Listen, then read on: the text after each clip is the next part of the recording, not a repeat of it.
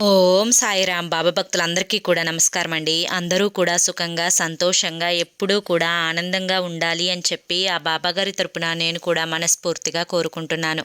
ఈరోజు బాబాగారు అందించే సందేశం ఏంటి అంటే కనుక, తల్లి షిరిడి నుండి నేరుగా నీ వద్దకే వస్తున్నా, ఆహ్వానం పలుకుతావా బిడ్డ? 24 గంటల్లో నీకు ఒక అదృష్టాన్ని ఇచ్చేసే వెళ్తానమ్మా అని చెప్పి ఏదో తెలియని సందేశాన్ని ఈరోజు బాబాగారు మనకు అందించాలి అనుకుంటున్నారండి. మరి బాబాగారు ఏ సందేశం అందించినా కూడా అది మన భవిష్యత్తుకు పునాది అని చెప్పి మనందరికీ కూడా తెలిసిన విషయమే కదా. మరి ఎవరికైతే బాబాగారి మీద పూర్తి నమ్మకం విశ్వాసం ఉంటాయో వారందరూ కూడా ఈ వీడియోని చివరి వరకు చూడండి. అప్పుడే మీకు బాబాగారు అందిస్తున్న సందేశం ఏంటో పూర్తిగా తెలుస్తుంది. మరి దానికంటే ముందు చాలామంది కూడా గురువుగారి గురించి అడుగుతున్నారండి.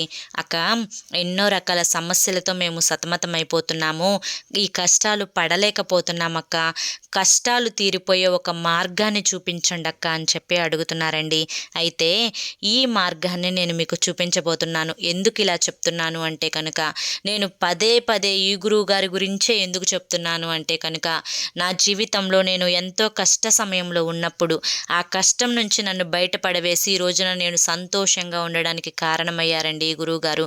అలాగే మీ జీవితాలలో కూడా సంతోషం నిండాలి అన్న ఉద్దేశంతో చెప్తున్నాను. ప్రతి మనిషికి కూడా ఏదో ఒక సమస్య ఉంటుంది. అలాగే మీ సమస్యలు ఏవైతే ఉన్నాయో ఏవైనా కానివ్వండి, శ్రీ షిరిడి సాయిబాబా శిష్యులతో జ్యోతిష్యం చెప్పబడును. గురూజీ శివరామరాజు గారు. Phone number 9959422552. మీరు ఇప్పటి వరకు ఎన్నో చోట్ల జ్యోతిష్యం చెప్పించుకొని మీరు ఆశించిన మార్పులు మీ జీవితాలలో జరగలేదని చెప్పి బాధపడి ఉంటారు. కానీ గురువుగారి దగ్గర అసలు అలా జరగదండి. మీ సమస్యలు ఏవైతే ఉన్నాయో, ప్రేమ, పెళ్లి, ఉద్యోగం, రాజకీయం, సంతానం లేక ఇబ్బంది పడుతున్న భార్యాభర్తల మధ్య గొడవలున్నా, అప్పుల సమస్యలున్నా, శత్రువుల సమస్యలున్నా, అవేంటో మీరు గురువుగారికి వివరించి చెప్పినట్లయితే వాటికి తగిన పూజలు చేసి మీకు గురువుగారు రోజులలోనే పరిష్కారాన్ని చూపిస్తారు. గురువుగారు చెప్పింది చెప్పినట్లు 100కు 1000% జరుగుతుందండి. నమ్మకంతో కాంటాక్ట్ అవ్వండి. ఇక ఇప్పుడు ఆలస్యం చేయకుండా బాబాగారి సందేశం ఏంటో తెలుసుకుందాం. తల్లి, నీకు షిరిడి నుంచే నేరుగా నేనే స్వయంగా నీ వద్దకి వస్తున్నాను. బిడ్డ, బాబా నాతో ఉన్నావా అని చెప్పి ఎప్పుడూ కూడా అనుమానపడుతూ ఉంటావు కదా. బాబా నా వెన్నంటే ఉన్నావు అని చెప్పి అనుకుంటున్నాను బాబా అని చెప్పి అడుగుతూ ఉంటావు కదా. బాబా ఈ కష్టం తీర్చయ్యా, నా మాట నీకు వినిపిస్తుందా బాబా అని చెప్పి వేడుకుంటూ ఉంటావు కదా. అయితే తల్లి, నీ వెన్నంటే ఉన్నాను. ఎందుకంటే ఈరోజే నేను నేరుగా షిరిడి నుంచి నీ వద్దకే వస్తున్నా. బిడ్డ, మరి నాతో వస్తావా బాబా అని చెప్పి అడుగుతున్నావు కదా. మరి ఆహ్వానం పలుకుతావా? 24 గంటల్లో నీకు అదృష్టాన్ని ఇచ్చే వెళ్తానమ్మా. ఎందుకంటే ఒక తండ్రి తన బిడ్డ దగ్గరకు ఎప్పుడూ కూడా ఒట్టి చేతులతో రాడు. ఆ తండ్రి తన బిడ్డ దగ్గరికి వచ్చినప్పుడల్లా కూడా ఏదో ఒకటి తనకి నచ్చిందే తీసుకొని వెళ్తూ ఉంటాడు. అలాగే ఈ తండ్రి కూడా నీ దగ్గరికి ఒట్టి చేతులతో రాలేదమ్మా, అదృష్టాన్ని తీసుకొని వచ్చారు. అయితే ఈ తండ్రికి నువ్వు ఆహ్వానం పలకడం ఒక్కటే తరువాత నీ బ్రతుకంతా కూడా అదృష్టంతో నిండిపోతుందమ్మా. బిడ్డ, ఇక పడిన కష్టాలు చాలు, తుడుచుకున్న కన్నీరు చాలు. ఎన్నో అనారోగ్య సమస్యలను అనుభవిస్తూ ఉన్నావు. మనసంతా కూడా చికాకుగా అనిపిస్తూ ఉంటుంది కదా. ఈ కష్టాలని, బాధలని తట్టుకోలేకపోతున్నావు. నీలో ఉన్న ఒకే ఒక్క ఆశ ఏంటి అంటే కనుక, బాబా నువ్వున్నావు అనే నమ్మకమే నన్ను నిలబెడుతుంది అని చెప్పి నీ మనసులో ఉన్న ఆవేదన అంతా కూడా వెళ్ళగక్కుతూ ఉన్నావు. అయితే నీ అంతటి ఆవేదనను అర్థం చేసుకున్నాను కాబట్టే, నీ యొక్క ఆ బాధను విన్నాను కాబట్టే ఈ రోజున నీకు అదృష్టాన్ని తీసుకొని వచ్చాను. మరి ఈ అదృష్టం నీకు అందిన తరువాత నీ జీవితం ఎలా ఉంటుందో చెప్పమంటావా? ఈ కష్టాలు ఉండవు, బాధలు ఉండవు, కన్నీరు ఉండదు, ఏది ఉండదమ్మా. ఆనందం ఒక్కటే ఉంటుంది.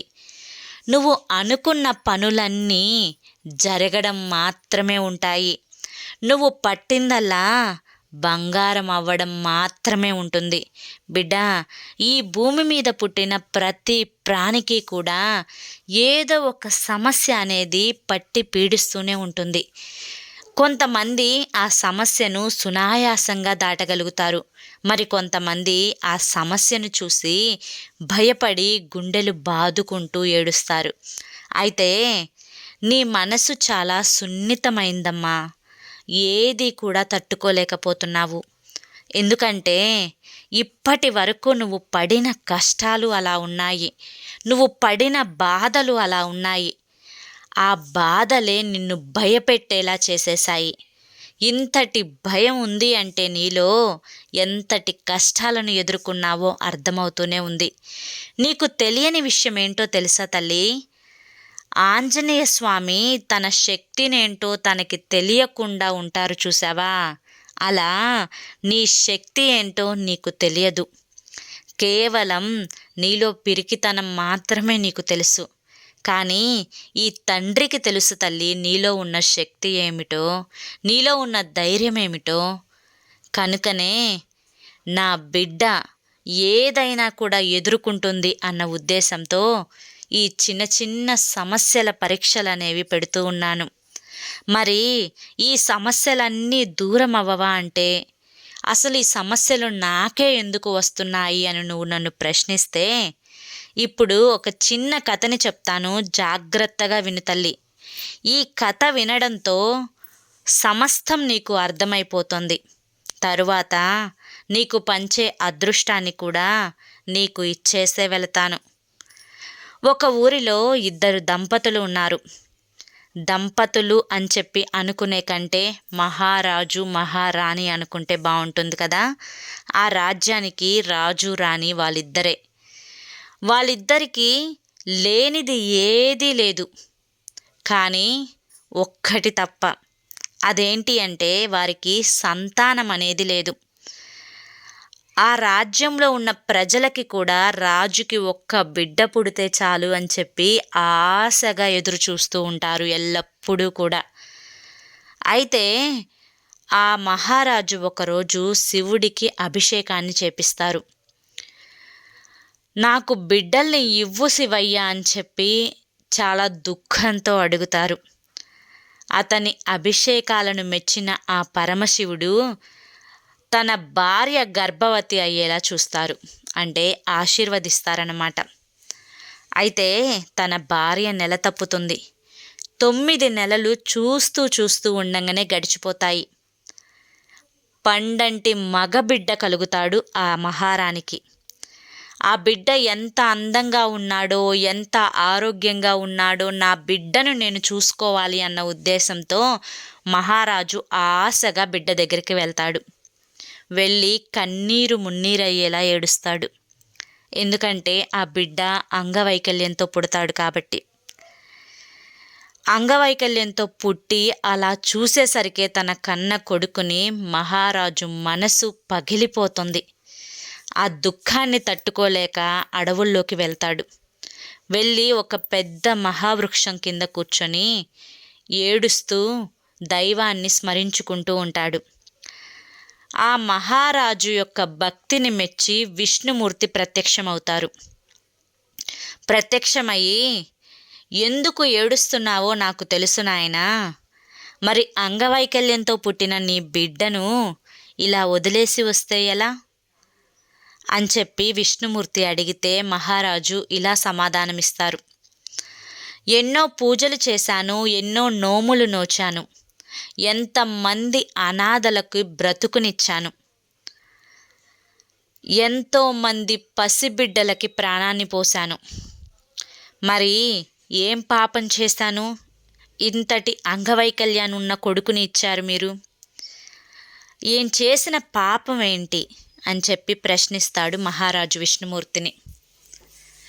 అప్పుడు ఆ విష్ణుమూర్తి ఏం సమాధానమిస్తారు అంటే కనుక, నాయనా, ఏ జన్మలో చేసిన పాప పుణ్యాల ఫలితమో నీకు ఈ అంగవైకల్యంతో కూడిన బిడ్డ జన్మించారు. ఎప్పుడైనా కానీ పూర్వజన్మలో చేసిన కర్మ ఫలితాలనేవి మనిషిని పట్టి పీడిస్తూ ఉంటాయి. అయితే ఈ జన్మలో చేసుకున్న పుణ్య కార్యాలు అనేవి పూర్వజన్మలో చేసిన పాప పుణ్యాలను సైతం, కష్టాలను సైతం ఇప్పుడు అవి తొలగిస్తూ ఉంటాయి. ఎప్పుడైనా కానీ మనిషి ఒక చేలోకి వెళ్ళి ఏ విత్తనాలైతే చల్లుతాడో ఆ విత్తనాలే మొలుస్తాయి. అవే మొలకలుగా మారి మళ్ళీ పంటను పండుతూ ఉంటాయి. అలాగే విధి వ్రాత కూడా అలాగే ఉంటుంది.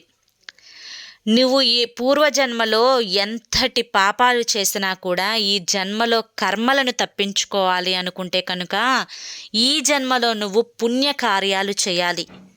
ఆ విధంగా నువ్వు పుణ్యకార్యాలు చేస్తే కనుక నువ్వు పూర్వజన్మలో పాపాలు చేసి ఉన్నా కానీ అవన్నీ పూర్తిగా మాఫీ అయిపోతాయి. మరి ఆ బిడ్డకు ధైర్యాన్ని చెప్పి, బిడ్డకు ఓదార్పునిచ్చి, బిడ్డకి పేరు ప్రతిష్టలు తెప్పించే బాధ్యత తండ్రిగా నీకుంది. ఇలా బిడ్డను వదిలేసి పాపాన్ని చేయకు అని చెప్పి ధైర్యాన్ని ఇచ్చి విష్ణుమూర్తి పంపిస్తారు ఆ మహారాజుకి. ఇక మహారాజు తన కొడుక్కి అంగవైకల్యం ఉంది అన్నమాట మర్చిపోయి ఎంతో గొప్ప గొప్ప విద్యలను నేర్పిస్తారు. ఇక మహారాజుకి మంచి బుద్ధులను నేర్పిస్తారు ఆ యువరాజుకి. ఆ యువరాజు కూడా కష్టంలో ఉన్నవారిని చూస్తూ వదిలేయరు. ఆ కష్టం నుంచి ఎలా బయటపడవేయాలో ఆలోచించి తెలివిగా వారిని కష్టం నుంచి తప్పిస్తూ ఉంటారు. చిన్న వయసైనా కానీ అతను చేసిన పుణ్య కార్యాలు అనేవి చాలా ఎక్కువగా ఉన్నాయి కాబట్టి చిన్న వయసులోనే తనకంటూ ఒక గుర్తింపును, పేరు ప్రతిష్టలను తెచ్చుకుంటాడు ఆ యువరాజు. తన కొడుకుకు వచ్చిన పేరు ప్రఖ్యాతలను చూసి తనకు అంగవైకల్యం ఉన్న సంగతే మర్చిపోయి ఆ మహారాజు చాలా చాలా సంతోషపడతాడు. ఇక తన కొడుక్కి ఒక 3 ముఖ్యమైన విషయాలు చెప్తాడు. అవేంటి అంటే కనుక, ప్రతి మానవుడు కూడా ఈ భూమి మీద పుట్టినవారు ధర్మాన్ని పాటించాలి. ఆ ధర్మమే ముందు ముందు భవిష్యత్తుగా వారిని కాపాడుతూ ఉంటుంది. పూర్వజన్మలో చేసిన పాపాలను సైతం ఆ ధర్మమే కడిగివేస్తూ ఉంటుంది. ఆ ధర్మమే వారికి ఒక గొప్ప జీవితాన్ని, గొప్ప భవిష్యత్తును ఇస్తుంది. రెండవది, తల్లిదండ్రులను ఎప్పుడూ గౌరవించాలి. తల్లిదండ్రులను లెక్క లేకుండా చూసిన వారికి, వారి కష్టంలో ఉన్నప్పుడు వారిని పట్టించుకోకుండా వదిలేసే వారికి ఆ తల్లిదండ్రుల విషయంలో చెడు మాటలు, బూతు మాటలు మాట్లాడేవారికి భగవంతుడు చాలా పెద్ద శిక్షను నరకంలో విధిస్తాడు. కనుక తల్లిదండ్రులను ప్రేమగా, దైవంతో సమానంగా చూసుకోవాలి. ఇక మూడవది, ఎప్పుడూ కూడా మనిషికి ఎంత డబ్బున్నా, ఎంత తెలివున్నా కూడా అహంకారం అనేది పోకూడదు. ఏ మనిషికైతే అహంకారం వస్తుందో ఆ మనిషి పతనానికి అది మొదటి మెట్టు అవుతుంది అని చెప్పి గుర్తుంచుకోవాలి అని చెప్పి ఆ మహారాజు యువరాజుకి చెప్తాడనమాట. తండ్రి మాటలకు ఆ యువరాజు చాలా గౌరవం ఇస్తాడు. తన తండ్రినే దైవంగా భావిస్తూ ఉంటాడు. వారు అలా సంతోషంగా జీవితంలో ముందడుగు వేస్తారు. బిడ్డా, ఈ కథని విన్నావు కదా, ఈ కథలో నీకు ఏమర్థమైందో నాకు తెలియదు, కానీ నీకు చెప్పాల్సింది చెప్పడానికే ఈ రోజున నేరుగా నేను షిరిడీ నుంచి వస్తున్నాను. బిడ్డ, నా దగ్గరికి రావాలి అని చెప్పి, షిరిడీలో నా దర్శనం చేసుకోవాలి అని చెప్పి ఎన్నో రకాల ప్రయత్నాలు చేశావు. 2 సంవత్సరాల నుంచి ప్రయత్నిస్తూనే ఉన్నావు. కానీ నీకు నా దర్శన భాగ్యం కలగలేదు కదా తల్లి. కనుక ఒక్కసారి కళ్ళు మూసుకో. షిరిడీలో నా రూపం అనేది ఎలా ఉందో తలుచుకో. నేనే నీతో స్వయంగా మాట్లాడుతున్నట్లుగా నువ్వు ఊహించుకో. బిడ్డా, ఇదంతా ఎందుకు చెప్తున్నాను అంటే కనుక, నీలో ఉండే ఆ యొక్క చెడు ఎనర్జీని తీసివేయడానికి, నువ్వు పడుతున్న కర్మలను, కష్టాలను తీసివేయడానికి. నన్ను నమ్ము తల్లి, అంతా మంచే జరుగుతుంది. ఎప్పుడైనా కానీ ఇప్పుడు నువ్వు పడుతున్న కష్టాలకి కారణం ఏంటి అంటే, నువ్వు పూర్వజన్మలో తెలిసో తెలియకో చేసిన పాపాల వల్ల ఈ జన్మలో నువ్వు కష్టాల పాలయ్యావు. ఆ కష్టాలు నిన్ను పట్టి పీడిస్తూ ఉన్నాయి. ఏం చేయాలో అర్థం కావడం లేదు. ఎవరికి చెప్పాలో కూడా అర్థం కావడం లేదు. బిడ్డా, ఏది ఏమైనప్పటికీ కూడా మనసు చాలా నలతగా అనిపిస్తూ ఉంది కదా. ఎవరైనా ప్రేమగా పలకరిస్తే వాళ్ళని హత్తుకొని ఏడవాలి అనిపిస్తుంది కదా. అయితే నీ తండ్రిని నేనున్నాను కదా అమ్మా. ఏ తండ్రైనా కానీ తన బిడ్డ కష్టాల పాలవుతూ ఉంటే చూస్తూ ఊరుకోరు, చూస్తూ ఉండలేరు కూడా. మరి నీ కష్టాలను తొలగించడానికే ఈరోజు నీ ముందుకు వచ్చాను బిడ్డ. బిడ్డ, పూర్వజన్మలో చేసిన పాపాల వల్ల ఈ కష్టాలు నువ్వు అనుభవించి ఉండవచ్చు. కానీ ఈ జన్మలో నువ్వు చేసుకున్న పుణ్యకార్యాలు నీకు భవిష్యత్తునిస్తాయి అని గుర్తుంచుకో. ఇక ఇంతకు మించి నేను నీతో ఏది చెప్పలేనమ్మా. ఇప్పుడు నువ్వు చేస్తున్న ప్రతి పుణ్యకార్యం భవిష్యత్తులో నీకు ఒక మంచిని ఇస్తుంది, నీకు ఒక గొప్ప భవిష్యత్తునిస్తుంది, నీకు ఒక గొప్ప బ్రతుకునిస్తుంది, నీకు ఒక గొప్ప పుణ్యాన్ని ప్రసాదిస్తుంది. బిడ్డా, నీకు మాత్రమే కాదు, నువ్వు చేసే పుణ్య పాపాలనేవి నీ బిడ్డలకి కూడా వస్తాయి అని చెప్పి గమనించుకో. కనుక నువ్వు చేయవలసిందల్లా ఏంటి అంటే కనుక వీలైనంత వరకు అందరికీ మంచి చేయడం, వీలైనంత వరకు కష్టాల్లో ఉన్నవారికి కనీసం నువ్వు మాట సాయమైనా చేయడం, నీ తోబుట్టువులను నీ తల్లిదండ్రులను ప్రేమగా గౌరవంగా చూసుకోవడం, నీకంటే పెద్దవారికి గౌరవాన్ని ఇవ్వడం, నీకంటే చిన్నవారిని ప్రేమించడం, నీకు చేతనైనంత వరకు నువ్వు సహాయం అనేది ఎదుటివారికి అందించడం, ఎదుటివారి పట్ల ఎటువంటి కుళ్ళు, ఈర్ష్య, స్వార్థాన్ని పెంచుకోకుండా ఉండడం. ఇవే నీకు భవిష్యత్తులో ఒక మంచి భవిష్యత్తుని ఇస్తాయి, కష్టాలు లేని భవిష్యత్తుని ఇస్తాయి. నీ బిడ్డలకి కూడా కష్టాలు లేని భవిష్యత్తుని ఇస్తాయి. ఇక ఇది విన్నవారెవరైనా కానీ ఈ కథ వారికి 24 గంటలలో ఒక గొప్ప అదృష్టం కలిసి వస్తుంది. నువ్వు ఏదైతే ఎదురు చూస్తూ ఉన్నావో బిడ్డ, ఆ ఎదురు చూపులు అనేవి ఫలించే రోజు రానే వచ్చింది. నేనే స్వయంగా షిరిడీ నుంచి నీ దగ్గరికి వచ్చాను అంటే కనుక దాని అర్థమేంటో నీకు ఇప్పటికే అర్థమైపోయి ఉంటుంది. నీ తలరాతని మార్చేయబోతున్నా. నీ కోరికలు ఏవైతే తీరాలి అనుకుంటున్నావో ఆ కోరికలన్నీ కూడా నెరవేరుతాయి అని చెప్పడానికే వచ్చాను. నీ భవిష్యత్తును బంగారం చేయడానికే వచ్చాను. మరి నా మాట పొల్లుపోకుండా జరుగుతుంది తల్లి. 24 గంటలలో నువ్వు ఏదైతే జరగాలి అని కోరుకున్నావో ఈ క్షణంలో అది తప్పకుండా జరిగి తీరుతుంది. నువ్వు ఏదైతే సంకల్పం సిద్ధించాలి అని కోరుకున్నావో ఆ సంకల్పం అనేది తప్పకుండా సిద్ధిస్తుంది. బిడ్డ, ఈరోజు అమావాస్య. ఈ అమావాస్య రోజు నువ్వు రాత్రి 12 గంటలలోపు ఈ చిన్న పని చేసుకో. నీ ఇంటిని పట్టి పీడిస్తున్న దుష్ట శక్తులు, నకారాత్మక శక్తులు, కారాత్మక శక్తులు అన్నీ కూడా వదిలి వెళ్ళి నీ ఇంట్లో పాజిటివ్ ఎనర్జీ అనేది ఏర్పడుతుంది. గృహపరంగా నీ ఇంటికి ఒక మంచి మనశ్శాంతి కలుగుతుంది. నువ్వు చక్కగా నిప్పులను తీసుకొని ఆ నిప్పుల మీద ఆవు నెయ్యి, గుగ్గిలం, సాంబ్రాణి, 2 పచ్చకర్పూరం బిళ్ళలు వేసుకొని ఆ వచ్చిన పొగను ఇల్లంతా కూడా ధూపం వేయి. గది గదికి 4 మూలల ధూపాన్ని చూపించు. ఈ విధంగా నువ్వు ఈరోజు రాత్రి 12 గంటలలోపు చేసుకున్నావు అంటే కనుక నీ ఇంటిని పట్టి పీడిస్తున్న నకారాత్మక శక్తులు అనేవి దూరమైపోయి వాస్తు దోషాలనేవి పూర్తిగా తొలగిపోయి ఇప్పటి వరకు ఏ పని చేసినా కూడా అందులో కలిసి రావడం లేదు అని చెప్పి అనుకుంటున్నావు కదా తల్లి, అది పూర్తిగా పోయి నువ్వు చేసే ప్రతి పనిలో కూడా విజయం నీకు దక్కుతుంది. ఈ అమావాస్య రోజు మాత్రం నువ్వు అస్సలు వదులుకోకమ్మా. కనీసం నువ్వు ఇంట్లో మామూలు సాంబ్రాణి పొగనైనా వేసుకునే ప్రయత్నం చెయ్యి. నీ ఇంటికి అదృష్టం పడుతుంది. ఎప్పుడైతే నీ ఇంటికి అదృష్టం పడుతుందో ఇక నువ్వు ఏది చేయాలనుకున్నా కూడా అందులో గొప్ప విజయం నీకు దక్కుతుందమ్మా అని చెప్పి బాబాగారు మనకి ఈరోజు చాలా చక్కటి సందేశాన్ని అందించారండి. మరి ఈ సందేశంలో ఎంతో గొప్ప ఆంతర్యం ఉంది. స్వయంగా నేరుగా షిరిడీ నుంచే బాబాగారు మనకి ఆహ్వానం పలుకుతున్నారు.